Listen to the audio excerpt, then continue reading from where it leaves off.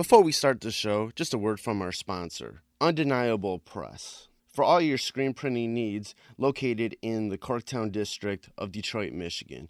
If you ever need any t-shirts or any other little promo accessories, posters, or whatnot printed up for you, go to Undeniable Press. They're located, once again, in the Corktown district of Detroit, Michigan, and you can reach them at facebook.com/undeniablepressdetroit. And those same guys who do Undeniable Press also have a clothing line called 20 by 20 Apparel. It's very much wrestling themed, all sorts of nostalgic themes in regards to the history of wrestling. And you can go check out their clothing line at 20x20apparel.com. That's the number 20x, the number 20apparel.com. Now let's start the show. Fresh is the word. I'm Jim Duggan, got long wood for plenty hoes. I keep it fresher than fresh, but you already know. You suckers bummy, I'm money, I got a ton of flows. My weed loud like a motherfucking thunder roll. Your shit quiet like you ballin' on a budget though. We see your kicks and we laugh and yellin' what are those. You see me shining like a suit on puffy. You know my grindin' shit is too strong, buddy. That's why the dude call money. I be stuntin' like it's nothing at all. Cause it's nothing to me, it's probably something to y'all. Trying to smoke like me, then come and fuck with your dog. Got a closet full of kicks, you can't cop it them all.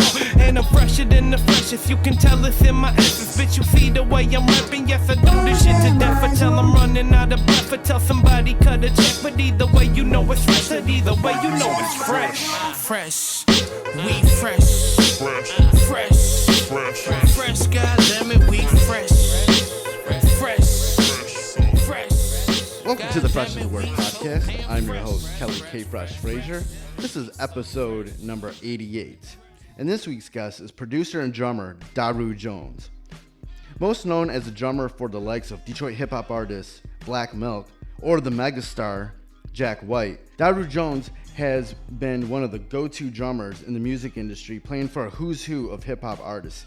Even playing on Nas Illmatic performance at the Kennedy Center with the National Symphony Orchestra. Residing in between Brooklyn and Nashville, Daru Jones' talents have earned him global respect throughout the music industry. During our interview, we talked about how it is performing with Black Milk and Jack White, what it takes to be a drummer that works with so many artists, and his upcoming projects including the band DMD, alongside guitar wunderkind Marcus Machado and legendary living color bassist Doug Wimbish. So let's get into the interview with Daru Jones. We've known each other for a long time, like from back in the days when I was doing the Renaissance Soul website. I remember you used to like send me your music that you're doing, the stuff that you were doing with your sister. Yep. Yeah, how's your sister doing? She's doing good. Maintaining, all is well. I just sent her a track yesterday that I'm working on with Tony Ozier. I don't know if you know who he is, Tony Ozier. Oh yeah, Portland. I know him. Yeah. So I know him from the Drilla Funk Mob days. Yeah, man. So we're cooking up something, and we sent her a track to get on. So, yeah, she's good. Right. No, the one thing cool about that I definitely want to talk to you about is probably the last time I actually saw you perform was you were on tour with Jack White, and you guys played at the Masonic Temple in Detroit. What was so cool about that is that the way you guys were set up on stage, you weren't back center, like most drummers in a band are. Right. You were up front, like kind of towards the side, and it was almost like that you and Jack were almost like the center of attention. And the thing is, I'm watching you, and you're getting down, and I'm almost not even paying attention to anything Jack White's doing. I'm like just more mesmerized by what you're doing, Like, what was the idea of having that sort of stage setup during that time, and having such having you highlighted so much on stage? Okay, so as you know, Jack's background when he started was the White Stripes. He was just two-piece band, him and Meg. That's how they set up. Just drums and guitar. So basically, Jack is a drummer as well, and he wanted to kind of keep that vibe because he said he plays to the drummer, when we first started rehearsing, and he said that he wanted to highlight the drummers. He spoke about that, what you're talking about right now, like the drummer always being in the back and not really getting shine. But it was like, for this situation, I want the drummer, to be seen and be in the forefront, because the drummer's role in the band is always very, very important. We're the backbone, you know what I'm saying? We can either make or break your gig, you know what I'm saying? So you can have a good keyboardist, a good everything else, but if your drummer's not, not up to par, they can make or break your whole band. So it was important. That was a whole vibe. Jack wanted to, make sure the drummer, was highlighted and seen. And he's a drummer as well. So, right. He said he plays to the drummer. Doesn't matter who's around. That's who he get his energy and vibe off of. So that was the vibe of that. Right. Yeah. How did you first get linked up with Jack? Okay, I got linked up with Jack through working with Black Milk. Yeah. Okay. Detroit native, rapper and producer, and I was playing with Black Milk's touring band since 2008. Who are incredible. Thank you, I appreciate it. I forgot what album that was. I think it was. Was that album of the year? Nope, it was the album before that. Tronic. Tronic, yeah, for the Tronic.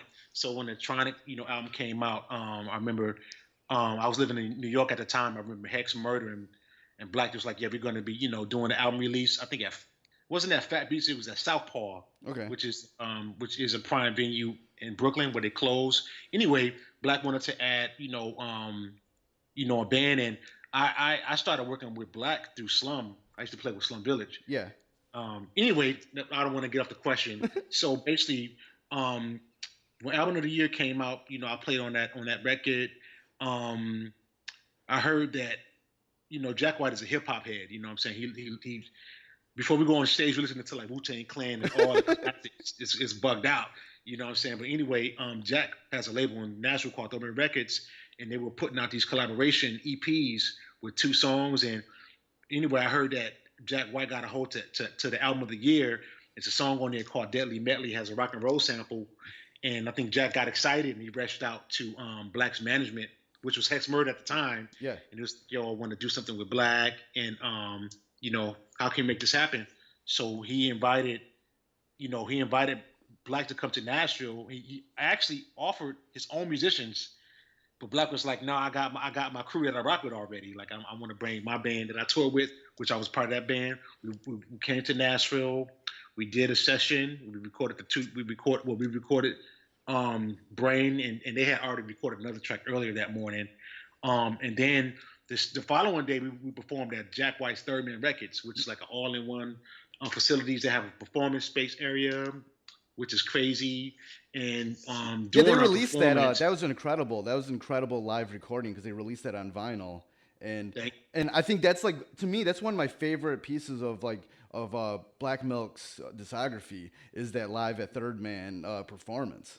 Yeah, it was crazy because I remember, there's a song in that set called Losing Out, and I have a drum solo on that particular song.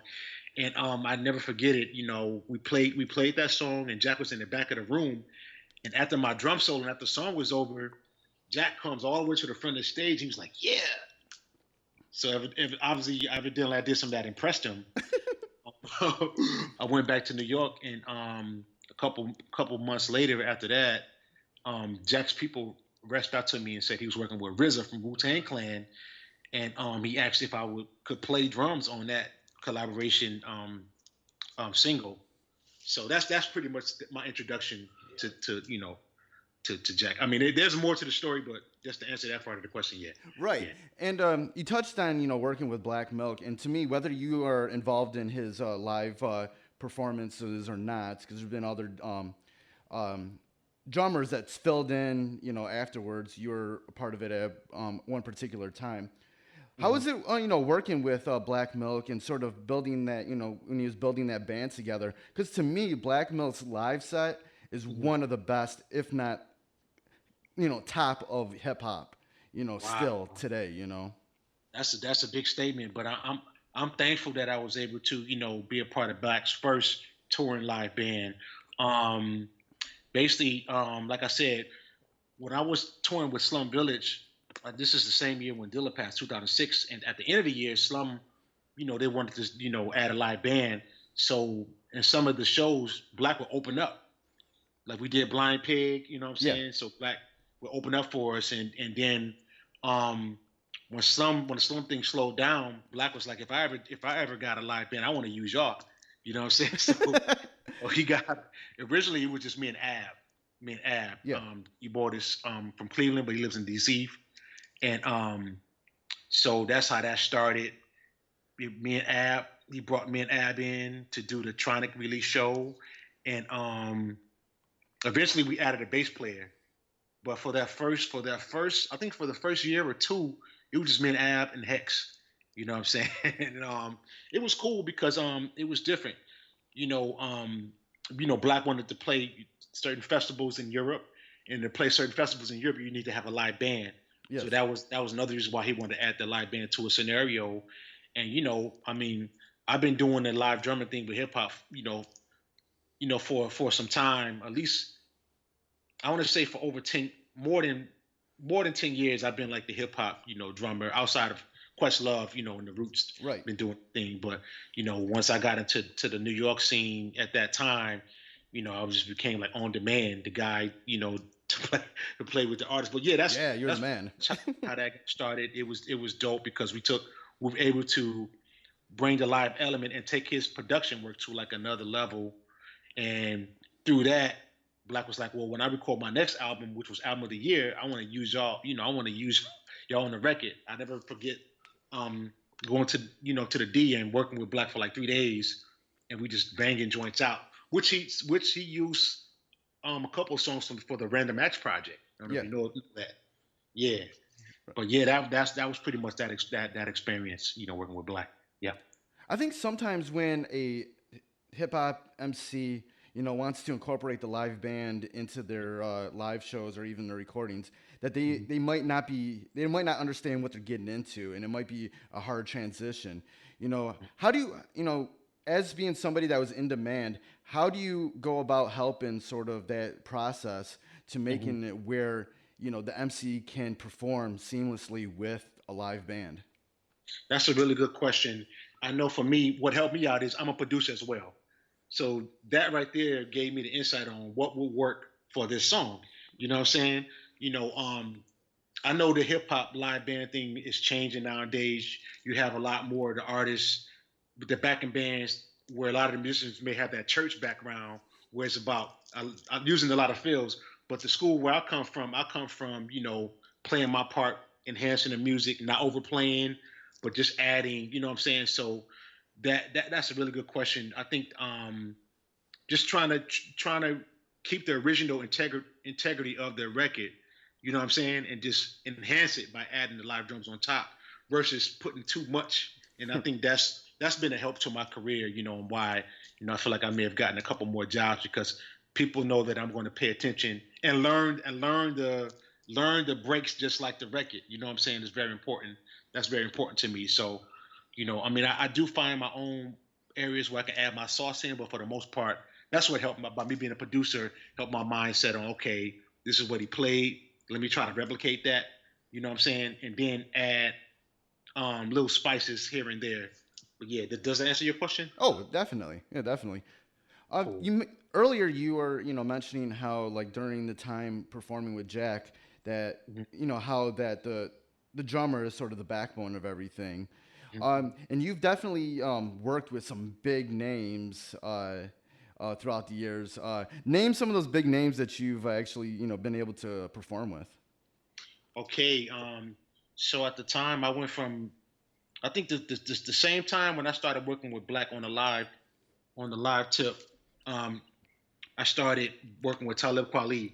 Okay. And he had a new group called Idol Worship. It was him and Reese from Philly, and another member.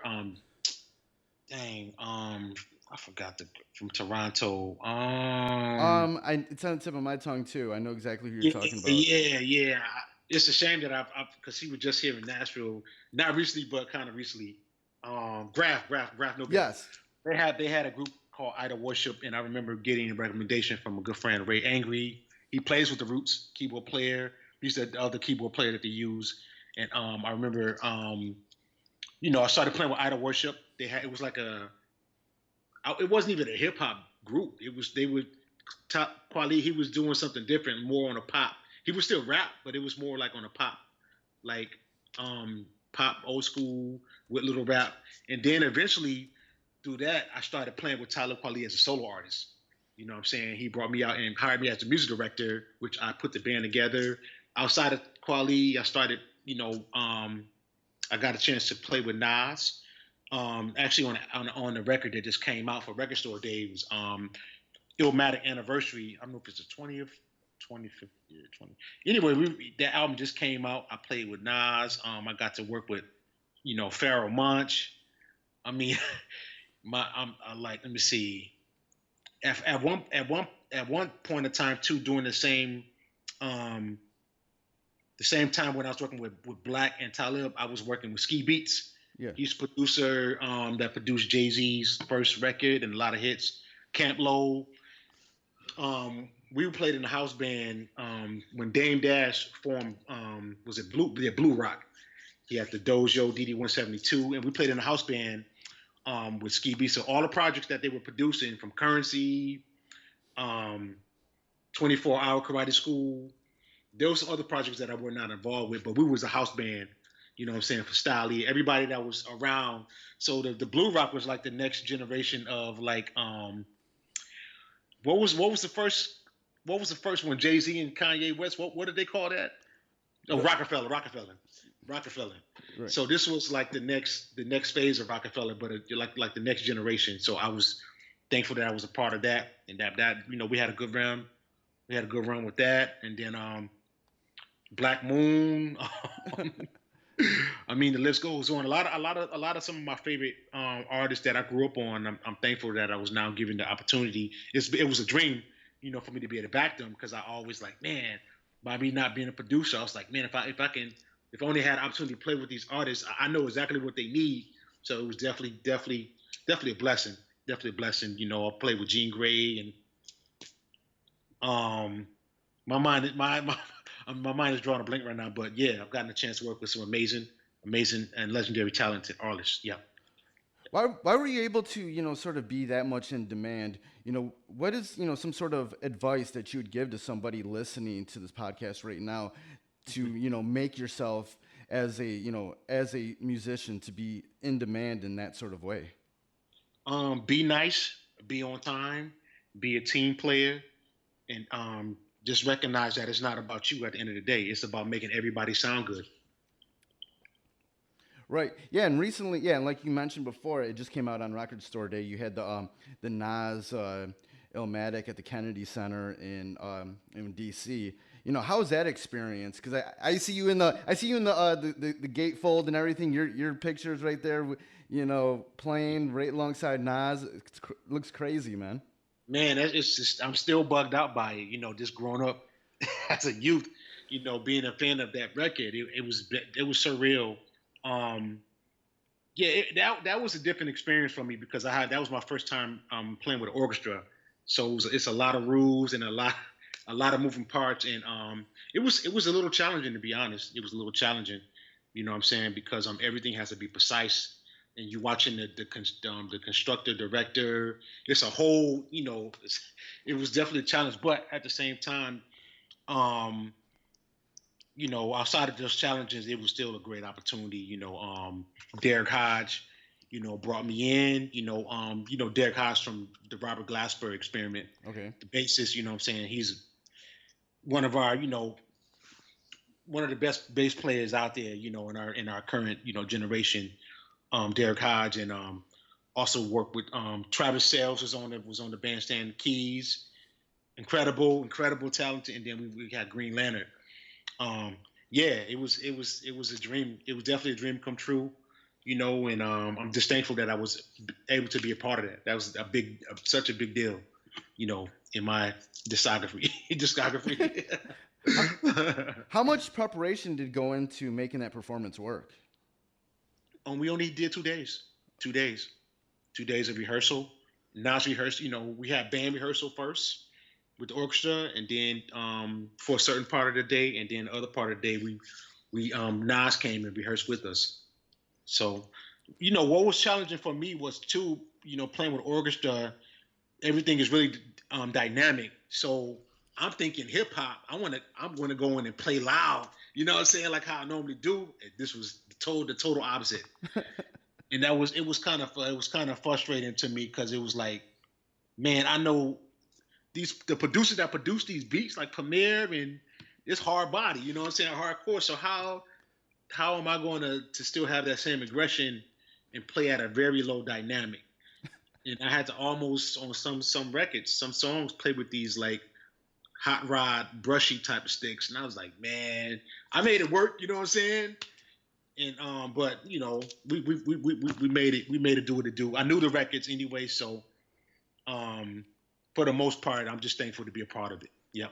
What was you feeling like, you know, when you were actually when it was actually happening? You know, you're actually going through performing this legendary album in this sort of really different setting for an album like that to be performed. You know, how were you feeling while it was happening? Yeah, it was bugged out. Another thing that kind of put pressure on it, you know, they had the cameras. They were filming everything Right. for the first day, and I was like, I wish they had to film both days because for me, my performance I felt was very on the second night of the thing was like, I was like, whatever, I'm gonna play loud. You know what I'm saying? I did get into that mode, but I think that was my better performance. But anyway, both nights were legendary. It was, you know, when the pressure's on, I kind of like being under that type of energy, and I step up to the plate. It was dope. It was dope. It was the energy in the room. It was packed, and it was an experience. It was an experience, you know. Definitely go down in the books for sure. Yeah. What are you currently working on these days? Man, got a lot of things I'm trying to keep up with. So one of the projects I'm working on is a trio project, collaboration project with myself, Marcus Machado from New York, and a good friend of ours, Doug Wimbish from Living Color. Okay. We have he's the bassist, and we have a trio project called DMD, which is our initials. You know, D is for Daru, M is for Marcus, and D, the last is for Doug. Yeah, we have an album that's finished, but we're going back and tweaking some things on it. We got some other ideas, so we're tweaking some things on it. We released a single last year through Music Records, which is my independent label imprint. Another project that I'm excited to be a part of is P Rock and the Soul Brothers. Oh, okay. Which P Rock is a legendary producer, MC, and he's definitely one of my heroes. And I'm honored and grateful that, you know, first I want to talk about I had the opportunity to work with Pete Rock and Smoke Dizzy. They had a record that came out called Don't Smoke Rock. Okay. And that's how I built my relationship with Pete from then. You know, I was hired in to get the musicians to replay the samples because they were having a problem with clearing samples. So, you know, I hired the Royal Pharaohs, which was the band that we used for a singing artist named Jamie Laudel. I don't know if you heard of Jamie Laudel. Oh, yeah, definitely.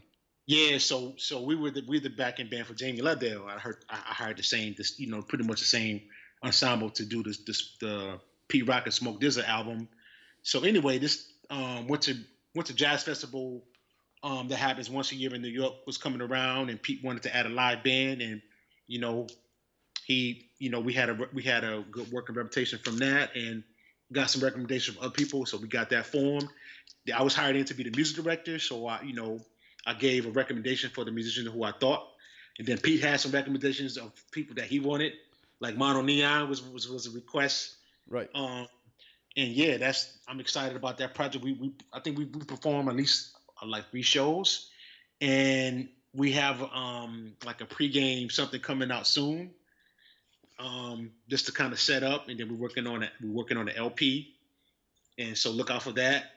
Another project besides what was that? That just came out was the Arian Foster. You may know him. He was an ex-football player. You know him, Fino. Okay. He just released the album that I played on. It just came out. Yes, it just came out yesterday. So 2018 it's been a crazy for releases. You know, like I think this is like my fourth or fifth release this year. Right. Also was on Jack White's album that just dropped, which I didn't even know I was a part. I didn't even know. I had no idea I was going to even be on that album.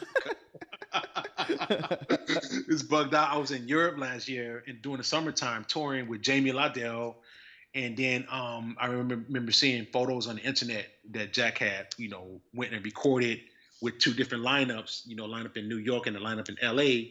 So I'm thinking in my mind, I know he likes to switch things up.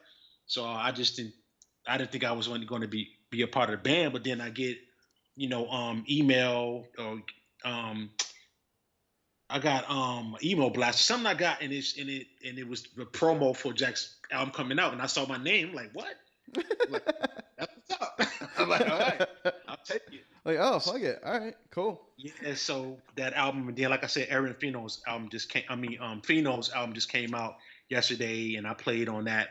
We recorded that in Nashville, and I'm glad it's finally seeing the light. So check that out. And yeah, that's pretty much. I have some other projects too in the works, but I can't really talk on right now. I do want to eventually, do my record, official record. Which Right. I've been working on little bits and pieces, but yeah. Yep. You've been someone who's like worked with so many different artists from different realms, a lot of hip hop artists from different generations of hip hop. Hip hop has, at times had a lot of problems with sort of, that transition from one generation to another, and the younger artists respecting or even having knowledge of the previous generation. What's your thoughts about that? And what is your advice to any sort of young artist in regards to knowing the history and having respect for the previous generations of not only hip hop artists, just music in general? Yeah, that's a really good question. You definitely gotta learn your roots. Well, I just want to speak from the hip hop world. It's crazy because I feel like it's hip hop is coming back around. It's making a full circle. You know what I'm saying? It's going back to like the beginnings, or a little bit past the beginnings, where like the '90s. I feel like the '90s vibes coming back. That whole jazzy sound. Yeah. A lot of artists are adding live instrumentation on their albums. You know what I'm saying? So that's a good look. It's definitely important, to learn the roots and how it all started.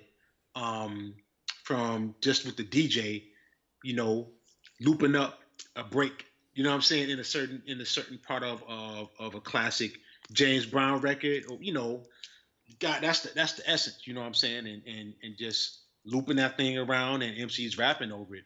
And from what I was told, really, from a hip hop standpoint, the producer and DJs were really supposed to be the highlight. The rappers were just supposed to be the hype man. Oh yeah, So that was the origins, man. The origins, MCs so- were just the hype man. They would just be like, "Yo, DJ on the whatever, man." So I'm glad it's going back, to the music. You know what I'm saying, about but at the same time, hip hop has definitely grown. Now you have your different styles of hip hop. You have your Southern, you have your trap. You know what I'm saying? Yes. That's cool. That's a cool look. But I'm glad now that like that certain like live vibe is coming back into the mainstream. You know what I'm saying? Which I've been missing. Because that's the world that I'm in. I would just say for any musicians or anybody that's in general, it's nothing wrong with checking out a genre that you never heard of and just trying to see if you can find something that you can like about it, whether it be the lyrics, whether it can be the message, the beat. You know what I'm saying? Because it's we're all different people. You know what I'm saying? Right. So music is similar to like us as human beings. You know what I'm saying? Sometimes you can't judge a book by its cover. Sometimes you just got to check it out. You know what I'm saying? And maybe you might be like, okay, I never thought I would like jazz, but now I got a different, because that's what I like about hip hop too, because it's an educator, especially when you talk about samples. You know what I'm saying? Course. So yeah, like people don't even have no idea that they listening to these records and they like, man, that joint is dope, but they don't even know once they find out where it came from. They're like, oh man, so it kind of brings a knowledge and educate them on both of those worlds. Like, oh, that's where they got that from. You know what I'm saying? And vice versa. Now the old heads or the people that constructed where the samples came from, they can be like, oh, okay, it's like a what's the word I'm looking for? it's definitely it's definitely educating all the the worlds together. But it's a happy median. Yeah. I can't think of the word I'm saying, but you get the gist of what I'm saying. Yeah. Yeah. Yeah. Yeah, I know you gotta get out here in a few. So I want to end this conversation, but with a question that I always ask in all of my interviews. Who is somebody that's been a part of your life or career that I could realistically interview that would have good stories to tell? That's a good question. Doug Wimbish Okay. from Living Colored. Doug is like 60 or 60, early 60s, and Doug, you gotta know that Doug was in the Sugar Hill Gang. Okay. So he was around in the beginning, like when Rappers Delight. He was a part of that era, like in the So he's seen a lot of stuff, and we actually just did something at Sweetwater with DMD featuring Amp Fittler from the D. We did something like a master class where people, it was a class watching us record live in the studio and just watched us set up, ask us questions, and just watch the whole thing. So, during that, Doug, he had some really cool stories that he was telling us, and you just wouldn't. He just seen a lot of stuff, talking about the pimp era. Like he was around when people, guns. He was just around from doing that grimy era when drugs came. The drug was a drug epidemic. He was around. He saw a lot of that stuff. So he just saw, how music was shaped and a lot of different vibes. And so that's why I'm thankful, to even work with him in this scenario, because this is like the wisdom that he's sharing, and he's seasoned. You know what I'm saying? Like he's seasoned, and Doug he's the past, present, and the future. His sound, you know what I'm saying? I don't know if seen his setup, but he's like, dang. I mean, he's just the best of those, you know what I'm saying? From a funk disco to hip hop, he can do it. He can do it all. So that's somebody I think that would be a good educator, to the hip hop and other genres as well. Other genres. Yeah. No, yeah. I'd love to. I would love to talk with him. That would be great. That'd be great. All right, man. It's been great talking with you, man. You're a longtime friend of mine. We've known each other for a long time. It's been great to it's been great to get in touch with you again.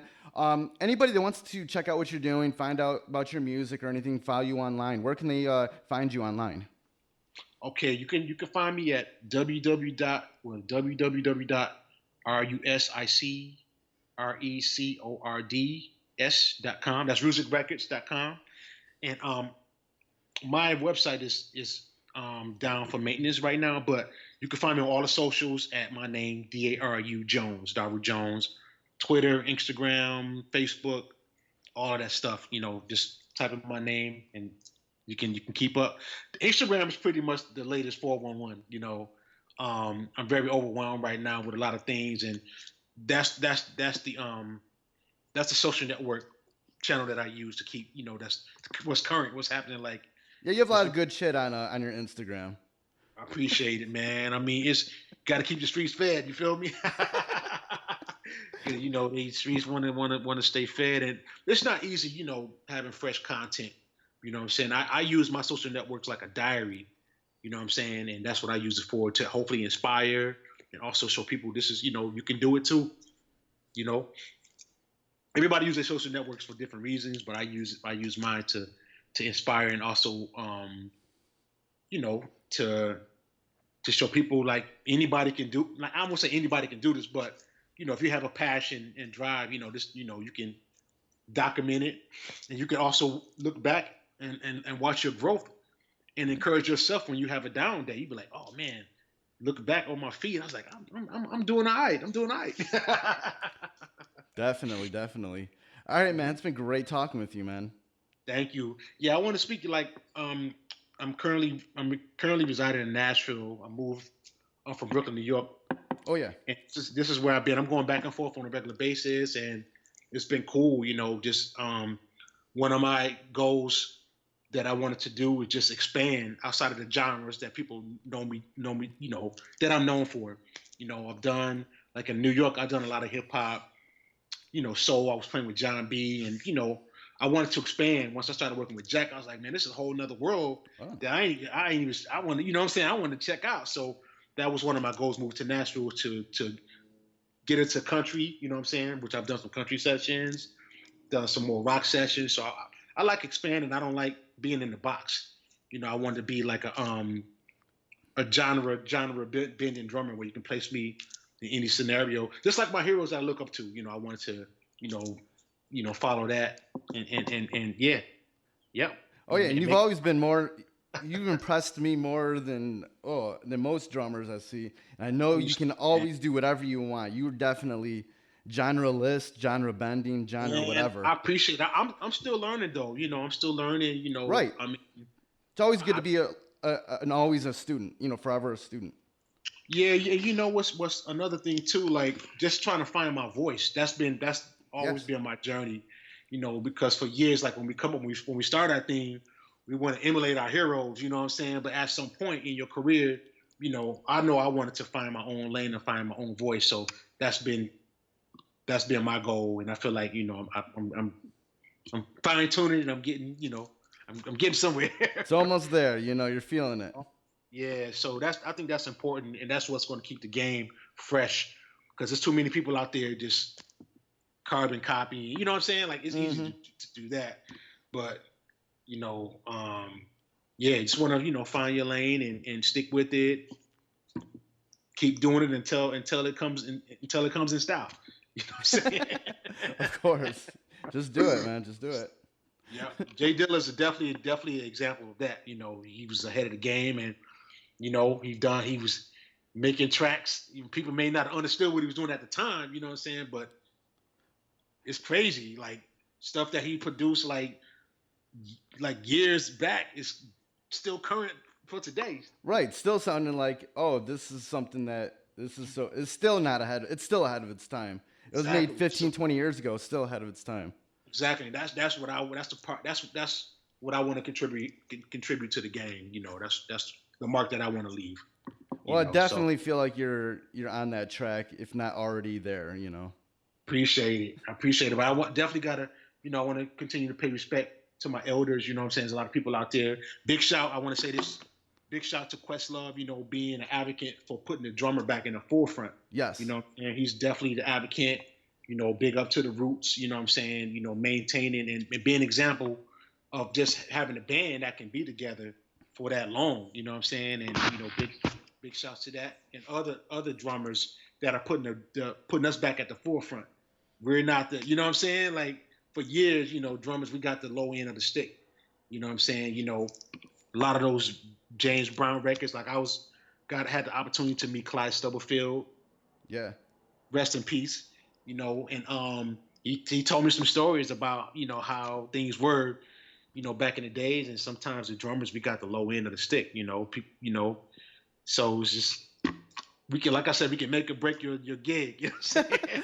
Right, you got a lot of power back there, you know. Some respect on that name, you feel me? But at the same time, too, we got to also be humble. We, you know, just because, you know, we're in these positions, we got to still remain humble, because it's,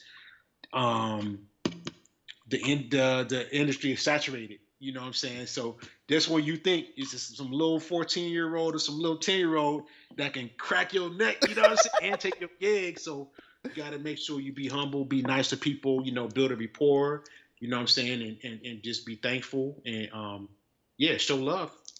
Keep it moving. Yeah, definitely. Yep. A lot of great advice you said, a lot of great stories. Thank you for, you know, being on the podcast. Good. Thanks for having me, and I'm looking forward to checking it out. Be safe, and much love, my guy. Salute. All right, thanks, man. All right, for sure. So that was my interview with Daru Jones. It was always great to speak to the brother. I've known him for a long time.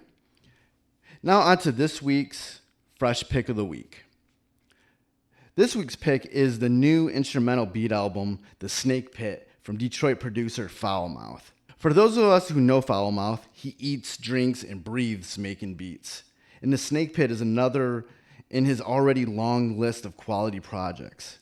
Recently producing the entire Lars, the Last American Rock Stars project, from fellow Detroiters Bizarre and King Gordy, Foulmouth has become a staple of Detroit with his hard-hitting, sample-based beats. and the Snake Pit will not disappoint. So definitely go pick up the Snake Pit from Foulmouth. It's out now. All the links to purchase the album and follow Foulmouth online are on the show notes for this podcast at freshasthepodcast.com. So that's it for another episode of Fresh is the Word. And before we get out of here, just a reminder how you can support the podcast. You can always go to freshasthepodcast.com and share any links that you see on the website on any of your social media platforms. You can subscribe to Fresh is the Word on Apple Podcasts, Stitcher Radio, Mixcloud, SoundCloud, Google Play, and TuneIn.